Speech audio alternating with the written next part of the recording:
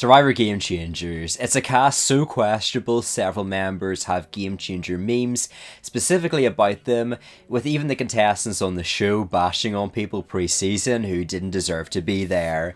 I do have to state this is a dream cast. Some of these contestants would have never appeared on the original Game Changers, but I feel with some reworking we could have a very solid cast that impacted the 17-year span of the show. Additionally, I'm going to be picking people that changed the game but were memorable presences in the history of the show, meaning the likes of Cowboy, who invented the split vote, or Stacey Kimball, who utilised the first safe vote, aren't going to be on this list due to their lack of legacy. Sierra Easton was the first boot of Survivor Game Changers, remembered for two things: big moves and just play the clip. Okay, Sierra, let's start making some moves. 11th person voted out of Survivor Blood versus Water. Unfortunately, that had to start with voting my mom out. Obviously, I think Sierra voting out her own mother is overblown, and while I would attribute the rock draw more so to Hayden, I still would recast her. Like it or not, Sierra is one of production's poster children for the big moves era of Survivor, coupled with her infamously using rewards to pitch plans. This led into the fluidity within Survivor Cambodia with this trademarked voting block strategy. Tony was also the other boot in the two tribal premiere, and come on, you've got to have Tony. Not only is he an incredible player, but he is debatably the best TV character Survivor has ever had. From lying about the Final Four idol to bluffing Spencer, thus showing the inexperience of the young lad, Tony's approach to Survivor Cagayan was truly revolutionary to the franchise. In fact, a mere 2 seasons later, Shireen used Tony's winning game to dispute the Flippers Never Win claim, showing just how much he was influencing the meta. Caleb, however, is the first contestant discussed that will not return. While Caleb deserved to return because production borderline tried to kill him off and go wrong, a season named Game Changers was not for him. His only claim to fame was the fact he never visited the tribal council. Instead, if I'm going down the line of reimbursing actual Rob contestants that are viable Game Changers, I'm going to go with Terry Dietz. This man epitomizes the physical game, as he was immune every merged tribal until the final 4 through individual immunity wins, with even a god idol he could play at the penultimate round. Unlike Colby Donaldson, debatably the first ever challenge beast, Terry would have easily won the game on the back of his physical prowess, thus showing how useful challenge wins can be. Plus, he was extremely robbed, being taken away halfway through Cambodia, so I need this dream season to close this chapter of his Survivor journey. This video is sponsored by IdolPlays, a way to play Survivor challenges from the comfort of your own home through beautifully replicated 3D printed designs, allowing for ease of access. If you have a Survivor superfan friend, or if you want to compete in challenges to see how you would do on the show, make sure to purchase one of these items, as the store will only be open until Wednesday. And if you want to support creators like myself, make sure to go check out the Creator Camp, where we have picked our own personal favourite puzzles, put them into our boxes. However, objectively, as we all know, mine's the best. I'm a big Malcolm fan, so seeing him on the original Game Changers was a joy, and seeing him on this Game Changers cast that is even more stacked would be even more of a joy. The Three Amigos Tribal is an incredible display of a minority group all coming together to make themselves bulletproof to votes, and a strong duo with Denise inspired a lot of older women plus younger male bonds due to their success. This will probably be considered controversial, but I cut JT. I know he's from Heroes vs Villains, plus a former winner. However, it's because of both those factors that he unfortunately gets the boot. Like it or not, Heroes vs Villains and winner slots are extremely competitive, and I've limited myself to casting them.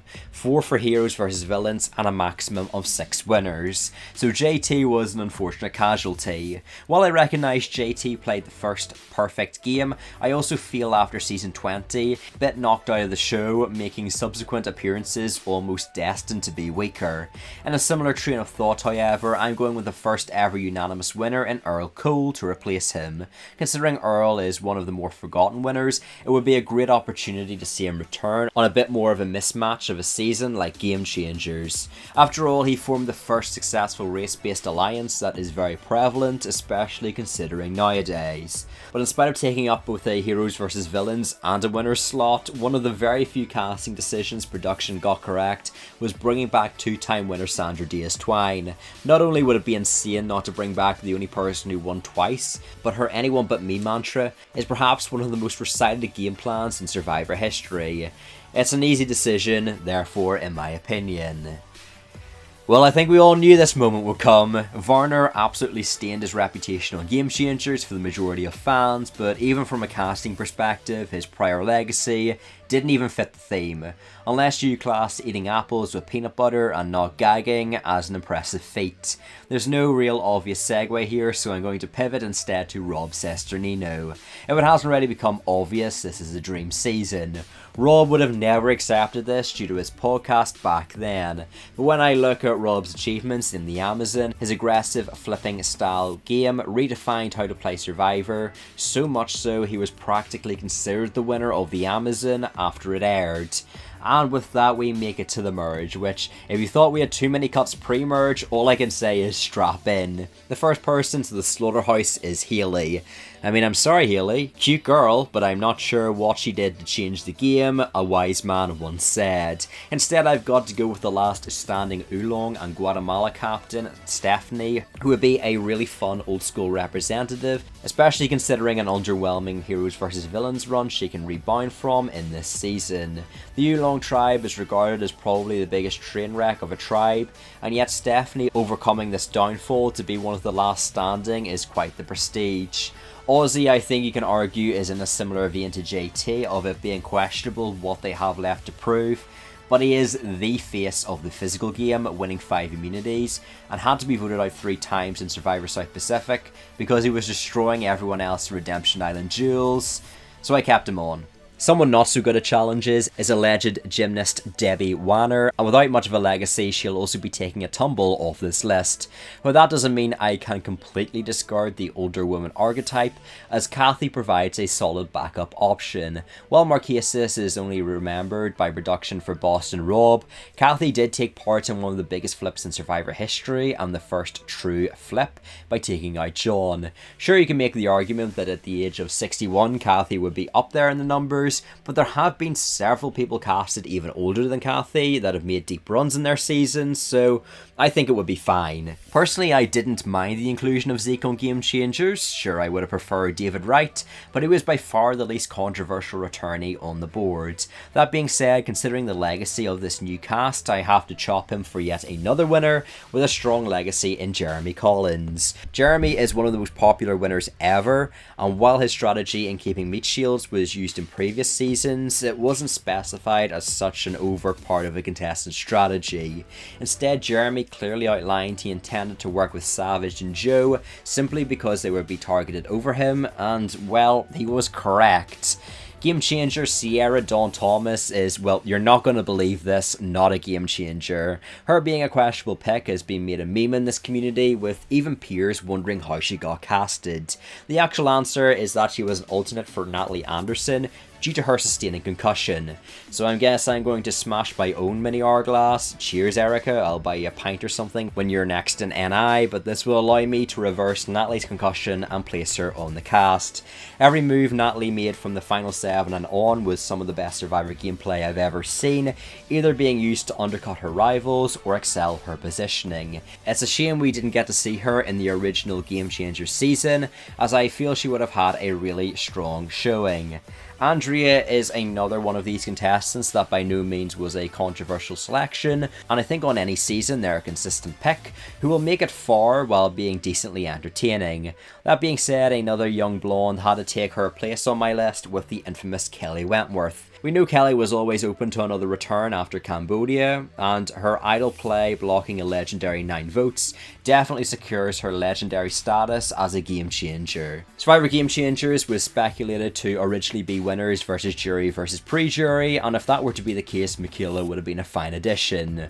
But this is Game Changers, so considering Michaela never made the merge in MVGX, she too gets cut. Instead I added Brenda Lowe. Now, I know Brenda is a bit of a bizarre pick, I get it. However, in Caramoan, Brenda's 3-2-2 vote plan was an extremely impressive one, allowing for the majority to be retained while burning an idol, so I kind of consider it her calling card. Ultimately, I think she fits the bill rather well, despite not having as much stock as the other big names coming in. It's been a while since I've saved an original Game Changers contestants, so I'm reverting back to type by obviously saving Cirie Fields. Cirie has for the longest time been regarded as one of the best to never win Survivor by inventing the 3-2-1 vote, leading up to one of the most powerful all-female alliances in Micronesia, and even convincing Eric to give up his individual immunity necklace. There really is no debate for this pick. Aubrey is someone I've decided to keep, despite my reservations. While she's no Cirie or Sandra, the debate for Aubrey winning co-wrong was highly prevalent in the community, at this point making her a recent yet viable returnee. The Scott move is one of my favourites on the show, as it really is the first time a super idol has been truly outplayed by the majority, as Aubrey convinced Ty to flip against his alliance. You definitely could make the argument of Aubrey being replaced by a female from All Stars like Jenna Louise, who is the first person to utilise meta-targeting, or someone else, but I feel Braca was the best pick. Ty again is another person who I can take and leave. That being said, he appeared only in Co-Wrong, so his legacy wasn't as cemented by the time of Game Changers, unlike others. Additionally, I felt I could only pick one of Ty or Aubrey, and with the male field being more competitive due to there being more male returnees, I picked Ty to be the one not on the cast. Similar to him, I picked another individual renowned for their schemes with idols, and that's Yowman. Yowman created the first hidden immunity idol in Survivor history, and was also the first contestant to play the modern hidden immunity idol successfully, thus idling Stacey out of the game. It's kind of crazy when you really think about just how important Survivor Fiji is for the history of Survivor, especially considering how overlooked it is by production, but the objective facts don't lie. In spite of his unimpressive return in Micronesia, Yowman is a game changer. Troyzan is a bit of a meme also in the community after Game Changers, with some fans going on to claim he was jokingly CGI'd onto the show. Instead, I have replaced him with a truly iconic villain in Russell Hantz. Love him or hate him, Russell was truly revolutionary for the franchise by finding and using idols in extremely creative ways. Plus, he came back from one of the biggest original tribe disparities 8-4, and was a two-time finalist on back-to-back seasons. Brad was a really entertaining presence in Blood vs. Water, but didn't even make the swap, so putting him on a cast of now literal Game Changers is a tough sell. Someone that is easier to digest though is Fairplay, a person that absolutely should have been on this cast. The Dead Grandma Lie is one of the most iconic moments in Survivor history, and cemented John as a bona fide Survivor legend. Add on to this his aggressive gameplay style through constantly flipping, modelled off Rob Cesternino's game, and we have ourselves our last meal. While Sarah is a strong winner, there's nothing super game changing about her game in Cagayan, so I had to drop her for the 6th and final winner on my list, Kim Spradlin. Kim needs no introduction. She won with one of the most dominant all-female alliances in Survivor history, and is considered the best winner in Survivor by many people. Even the people that don't have Kim as their best winner will almost certainly have her in their top 5. The game she displayed on One World was incredible, and definitely proved how scary all-woman alliances can be. Nevertheless, here is my list, consisting of 6 winners, 4 finalists, and 7 final jurors, cementing this as quite the game changer cast. Subscribe if you enjoyed, comment down below if I missed anyone, and peace!